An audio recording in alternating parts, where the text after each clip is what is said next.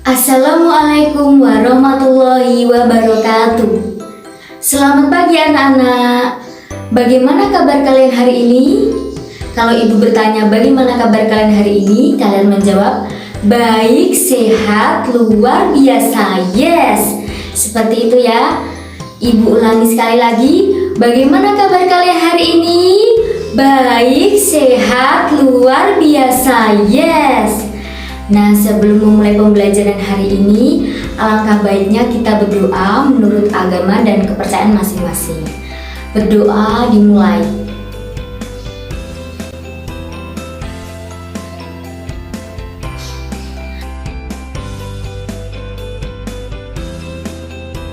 Nah, anak-anak, hari ini kita akan belajar tema 3, benda di sekitarku, subtema 3, perubahan wujud benda, pembelajaran 1. Kalian telah mengenal wujud benda, ada benda padat, cair, dan gas. Kalian juga telah mengetahui sifat-sifatnya. Sekarang, apa yang terjadi jika benda tersebut dipanaskan, didinginkan, dan diletakkan di udara terbuka? Apakah benda-benda itu mengalami perubahan? Nah, benda dapat mengalami perubahan wujud. Jika benda tersebut dipanaskan atau didinginkan, perubahan wujud apa sajakah yang terjadi? Nah, perubahan wujud benda di alam adalah tanda kebesaran Tuhan. Sekarang mari kita belajar perubahan wujud benda di sekitar kita. Tujuan mempelajari materi pembelajaran hari ini adalah yang pertama, mengidentifikasi perubahan wujud mencair. Yang kedua, kita akan belajar menyelesaikan masalah sehari-hari yang berkaitan dengan konversi berat. Untuk yang ketiga adalah menggunakan garis dan warna untuk membuat karya dekoratif. Nah, sekarang anak-anak coba perhatikan bacaan di samping kanan guru. Hari ini sangat terik. Lani membeli es krim bersama teman-temannya. Beberapa saat es krim berubah menjadi cair. Mengapa hal itu terjadi? Bagaimana jika kamu meletakkan es batu di luar? Tentu saja, lama-kelamaan es batu tersebut akan berubah menjadi cair, bukan? Nah, begitu juga ketika kamu memegang coklat. Lama-kelamaan coklat tersebut akan meleleh. Mengapa? Karena coklat tersebut terkena panas oleh tanganmu. Nah, anak-anak, tadi adalah contoh perubahan wujud dari mencair. Nah, anak-anak sudah tahu apa itu mencair? Mencair adalah perubahan wujud dari padat ke cair.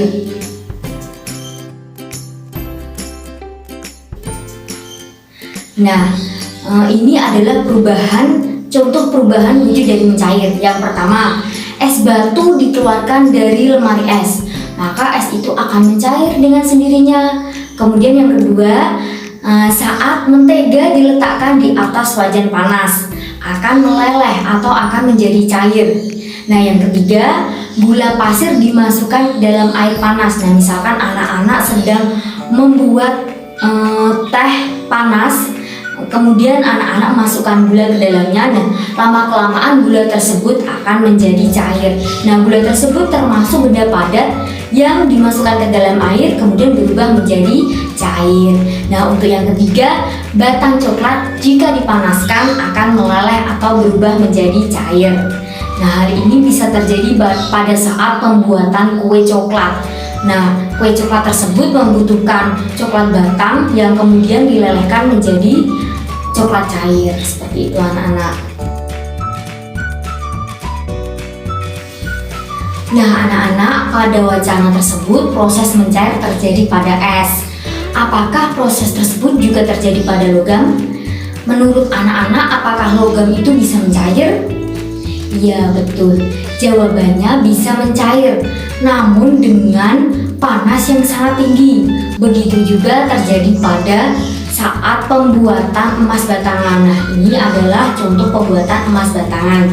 Nah, emas yang awalnya mencair, mula-mula mencair, kemudian dicetak ke dalam cetakan, kemudian bisa berubah menjadi padat. Nah, benda padat jika terkena panas akan mencair. Peristiwa mencair tidak hanya terjadi pada es, namun proses mencair juga terjadi pada benda-benda padat lainnya. Namun, apakah semua benda padat mencair pada waktu bersamaan? Nah, coba sekarang anak-anak perhatikan video berikut ini. Pada video ini menunjukkan percobaan perubahan benda padat menjadi benda cair. Di sini ada mentega dan es batu. Nah, benda tersebut diletakkan di bawah sinar matahari. Nah, menurut anak-anak, benda manakah yang paling cepat mencair? Benda yang paling cepat mencair adalah es batu. Es batu akan mencair apabila diletakkan di sinar matahari atau tempat terbuka.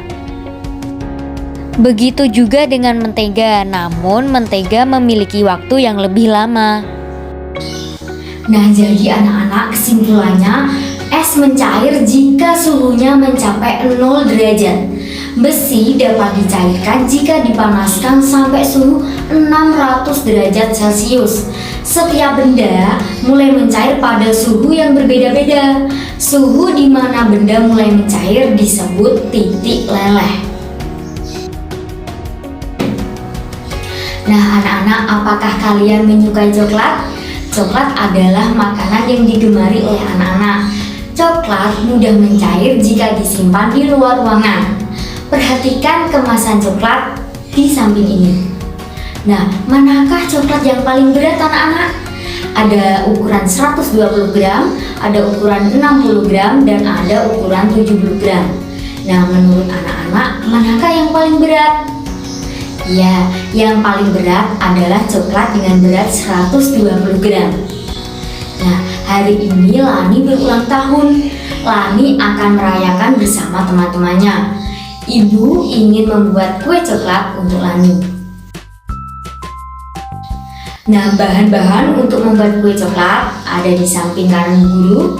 Nah, sekarang ibu akan mengajari kalian untuk menentukan satuan baku dan satuan tidak baku yang terdapat pada bahan-bahan untuk membuat kue coklat yang dibuat oleh Ibu Lani. Nah, anak-anak, ini adalah bahan-bahan untuk membuat kue coklat. Nah, di sini ada 8 butir kuning telur, 200 gram gula tepung, setengah SDT. SDT itu sendok teh, setengah sendok teh garam, kemudian 5 butir telur yang diambil putihnya.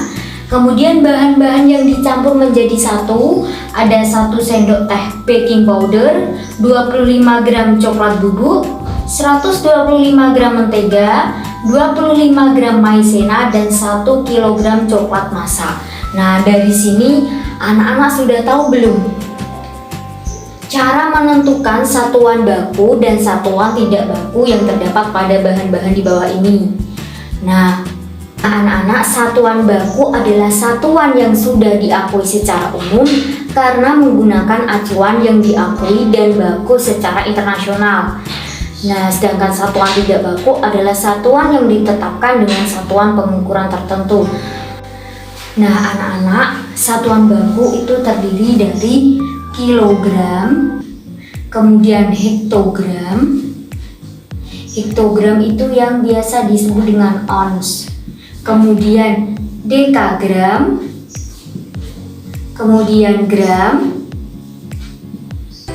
desigram, kemudian sentigram, dan yang terakhir ada miligram. Nah, ada 7, 1, 2, 3, 4, 5, 6, dan 7. Nah, biasanya yang sering digunakan dalam sehari-hari adalah kilogram, ons, dan gram. Nah, dari sini anak-anak, bahan-bahan yang untuk membuat kue yang termasuk satuan baku coba kita pelajari bersama-sama. Nah, ini butir. Butir itu tidak termasuk satuan baku karena tidak ada di dalam sini satuan ini, satuan baku. Nah, coba kita lingkari yang satuan baku. Nah, ini satuan baku ya anak-anak, ada gram. Kemudian setengah sendok teh tidak termasuk, 5 butir telur juga tidak termasuk. Kemudian yang di bawah ini 1 sendok teh tidak termasuk karena tidak ada satuan beratnya yang pasti. Kemudian ini 25 gram, nah ini satuan baku. Kemudian 125 gram juga satuan baku. Dan yang ini 25 gram juga satuan baku. Dan yang terakhir ada 1 kilogram. Nah, ini satuan baku. Berarti dari bahan-bahan untuk membuat kue di sini ada 1, 2, 3, 4, 5. Ada 5 bahan yang merupakan satuan baku. Untuk yang 8 butir, sendok teh. Nah, sendok teh ini tidak termasuk satuan baku.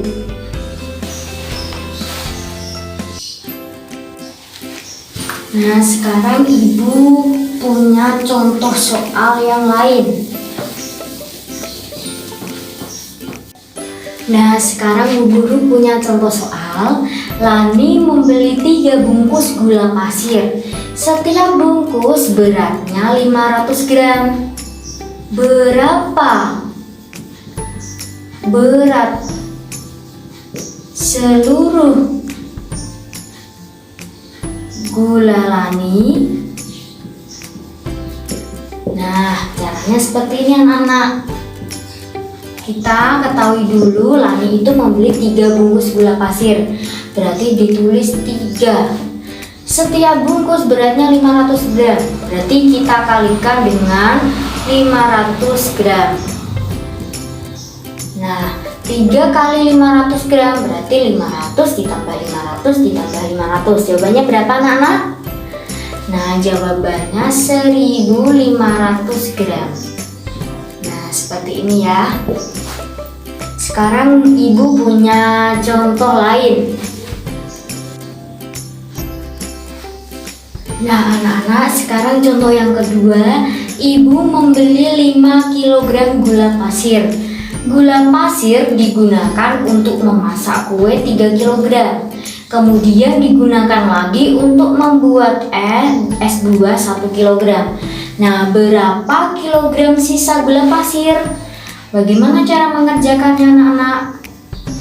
Nah, yang pertama Ibu membeli 5 kilo. Berarti kita tulis dulu 5 kilo. Kemudian digunakan untuk memasak. Nah, ini pasti berkurang ya anak-anak. Jadi dikurangi 3 kilo.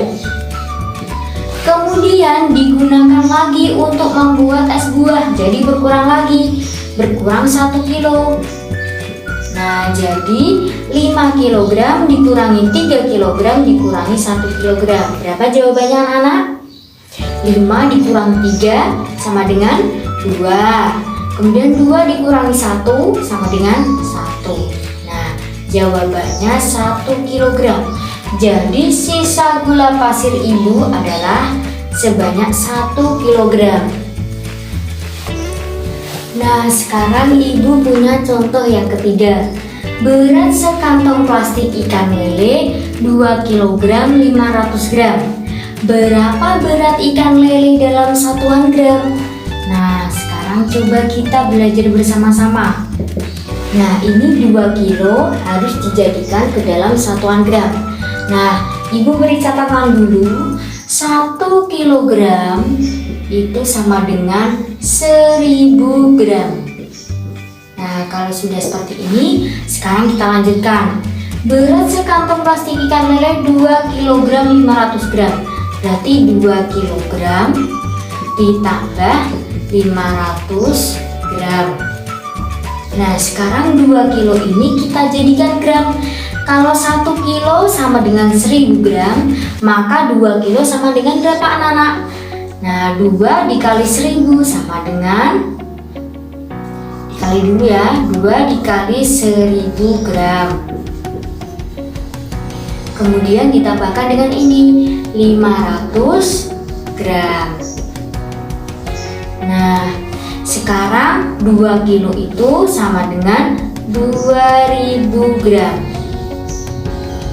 Kemudian ditambah 500 gram sama dengan berapa anak-anak? 2000 ditambah 500 sama dengan 2500 gram. Nah,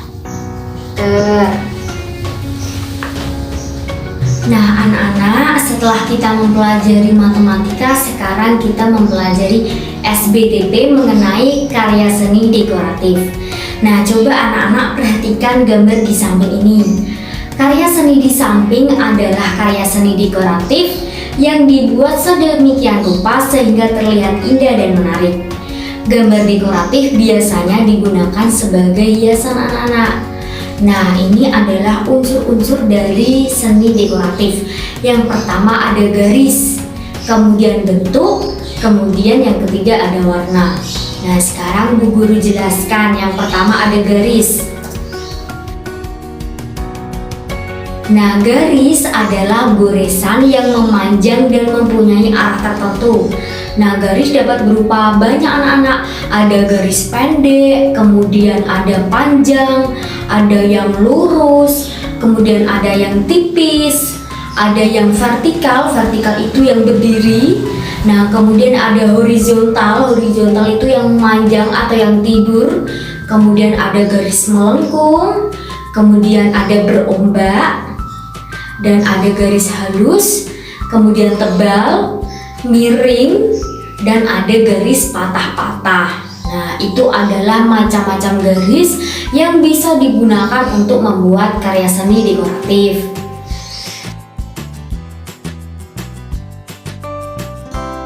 Nah, selanjutnya ada yang kedua, bentuk. Nah, bentuk di sini ada macam-macam anak-anak. Ada bentuk bulat seperti pada gambar, kemudian ada bentuk tidak beraturan, kemudian persegi atau segi empat, kemudian ada segitiga. Nah, ada juga persegi panjang. Nah, itu adalah macam-macam bentuknya anak-anak. Kemudian yang ketiga adalah warna. Nah, warna itu nanti terdiri dari warna primer. Warna primer adalah warna merah, kemudian kuning, dan ada warna biru juga. Nah, kemudian campuran warna tersebut dapat menghasilkan warna baru, namanya warna sekunder. Misalnya anak-anak yang pertama. Nah, contohnya anak-anak, apabila warna merah dicampur dengan warna kuning akan menghasilkan warna oranye. Kemudian warna biru dan merah bila dicampurkan akan menghasilkan warna ungu. Nah, anak-anak bisa mencobanya di rumah. Kalau anak-anak mempunyai krayon, nah, anak-anak coba mencampurkan warna merah, kemudian ditimpa warna kuning. Nah, maka akan menghasilkan warna oranye. Kemudian apabila anak-anak mempunyai warna biru, kemudian ditimpa dengan warna merah, akan menghasilkan warna ungu. Nah, itu bisa dicoba. Nah, itulah tadi anak-anak materi pelajaran yang kita pelajari hari ini. Semoga materi pelajaran yang kita pelajari hari ini bermanfaat untuk anak-anak dan mudah dipahami oleh anak-anak. Nah, tetap jaga kesehatan, terapkan protokol kesehatan karena masih dalam masa pandemi COVID-19. Rajin mencuci tangan, kemudian menggunakan hand sanitizer, kemudian menggunakan masker saat keluar rumah, dan selalu menjaga jarak. Nah, semoga kita semua selalu diberikan kesehatan oleh Allah Subhanahu wa Ta'ala. Wassalamualaikum warahmatullahi wabarakatuh.